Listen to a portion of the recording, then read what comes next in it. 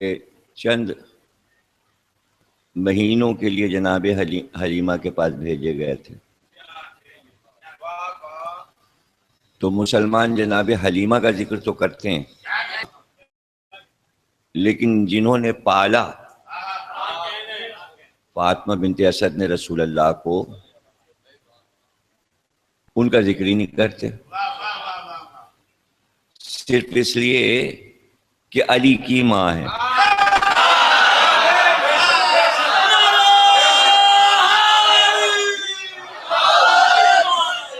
اچھا، چونکہ علی کی ماں ہے تو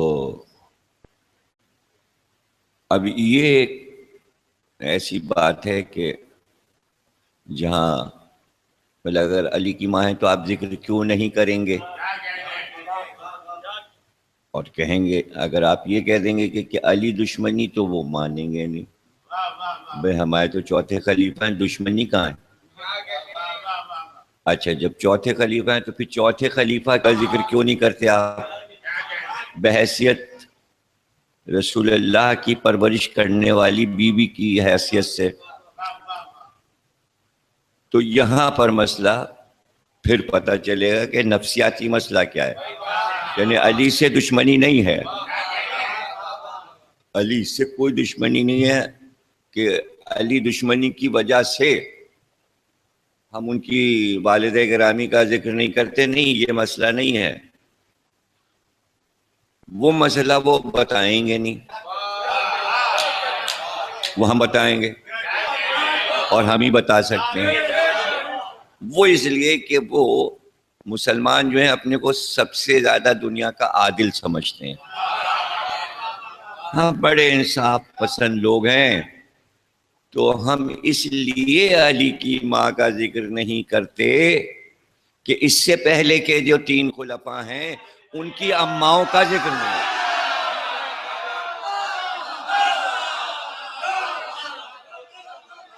اب ان تینوں کی اماؤں کو بھی ڈھونڈیں تب پھر ہم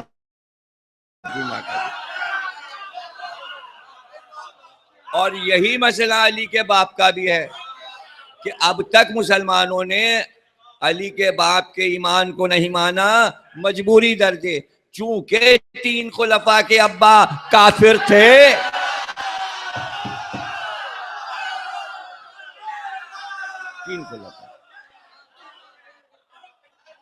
تو اب یہ کیسے، یعنی 3 خلفاء کے اباؤں کو ہم کافر کہہ کے پھر چوتھے خلیفہ کے والد کو مومن کیسے کہیں؟ ہم یہ کیسے کہیں؟ تو یہ ہے نفسیاتی مسلمانوں کی مجبوریاں۔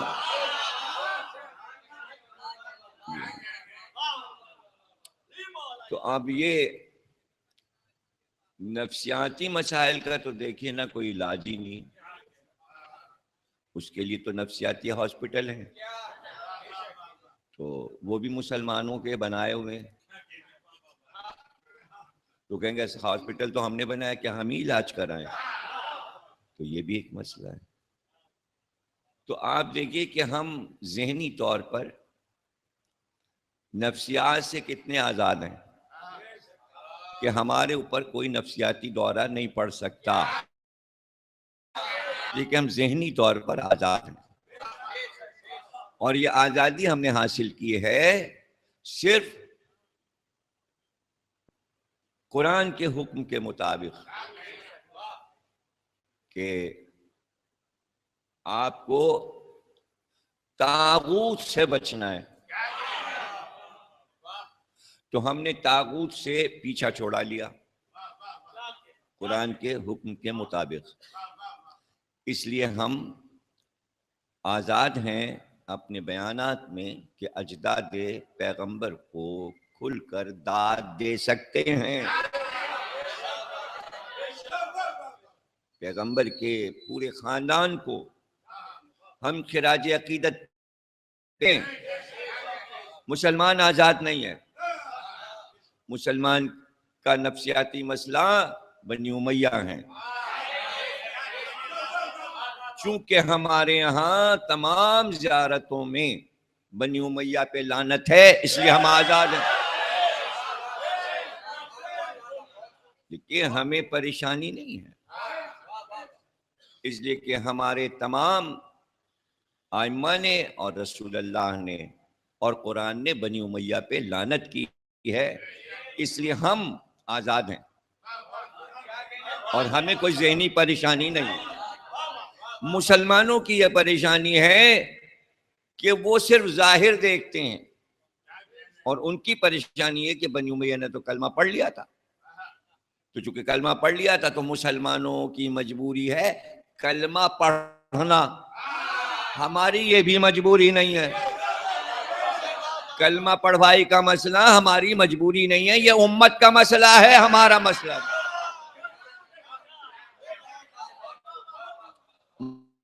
وہاں اس کا احترام کرنے کا بڑا احترام ہے امت میں. ہمارے یہاں محاورتن ہے، اور ہم محاورتن کہتے ہیں ہمارے کلمہ کو، ہمارے کلمہ کے پڑھنے والے، ہمارا کلمہ ہمارا، اور جو پڑھ لے تو ٹھیک ہے. تو پھر ہم بھی بس یہ ایک بہت بڑا سمجھیے کہ ہماری طرف سے امت کو تحفہ ہے کہ ہم مسلمان کہتے ہیں اور مانتے ہیں، اور ہم کافرانہ حرکتوں کے باوجود امت کو کافر نہیں کہتے. یہ ہمارا سب سے بڑا تحفہ ہے، سادات کا سب سے بڑا تحفہ امت کے لیے، کہ کافرانہ حرکتوں کے باوجود امت کو کافر نہیں کہتے. اس لیے کہ کربلا میں سب کافرانہ حرکتیں کر رہے تھے مگر حسین نے کافر نہیں. اس لیے ہم اپنے ائمہ کی تأسی میں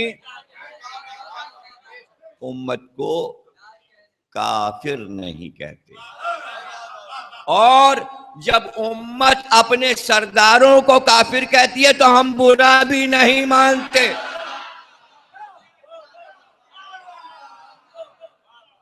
اس لیے کہ بیچ میں آڑے آ گیا پاکستان، اس لیے ہم اس لطیفے پر خوش تو ہو لیتے ہیں، برا نہیں مانتے، اس لیے کہ یہ لطیفہ ہے، یہ لطیفے سے زیادہ نہیں ہے، یہ لطیفے سے زیادہ نہیں ہے کہ شیعہ کافر. یہ لطیفہ ہے پاکستان کا، کہیں اور کہہ کے دکھاؤ تو جانے.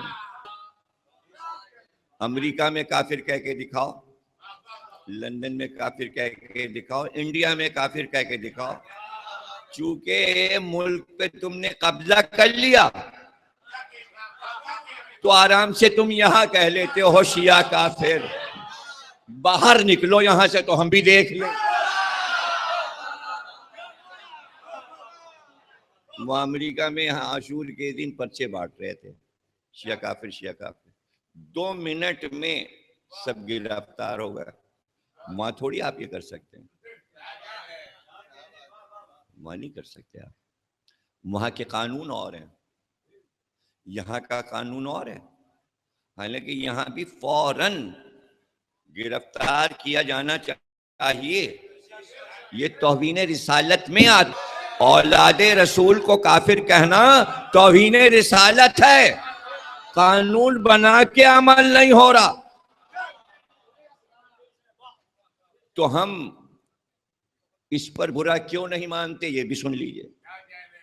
ارے جب اجداد پیغمبر کو کافر کہہ دیا تو اب تو ہمارے لیے خوشی اور فضیلت کی بات ہے کہ اجداد پیغمبر اور ہم برابر ہو گئے.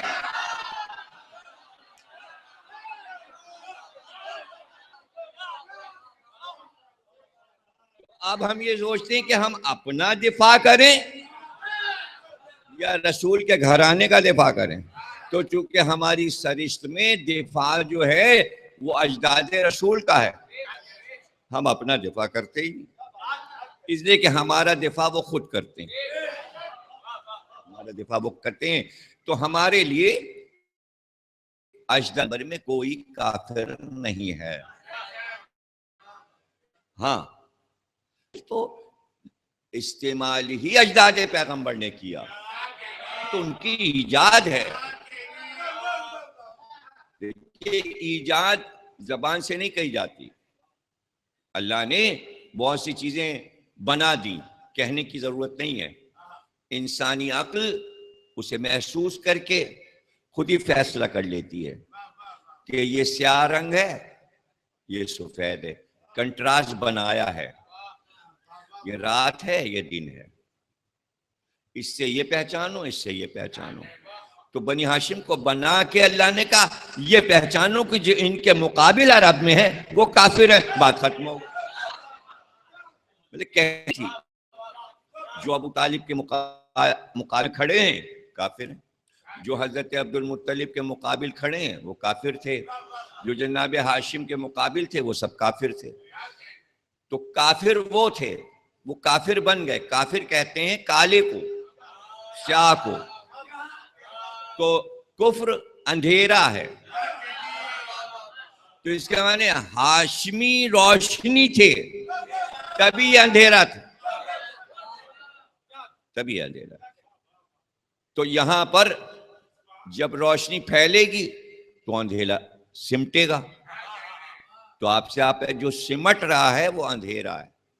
جب طلوع کرتے تھے ہاشمی جوان تو عرب کا کفر سمٹتا تھا، عرب کا کفر. اور یہ بھی دیکھیے عجیب بات یہ ہے کہ اس بات کو جناب عقیل نے کہا کہ بھائی چہرہ سیاہ ہونا عیب نہیں ہے، دل سیاہ ہونا عیب ہے.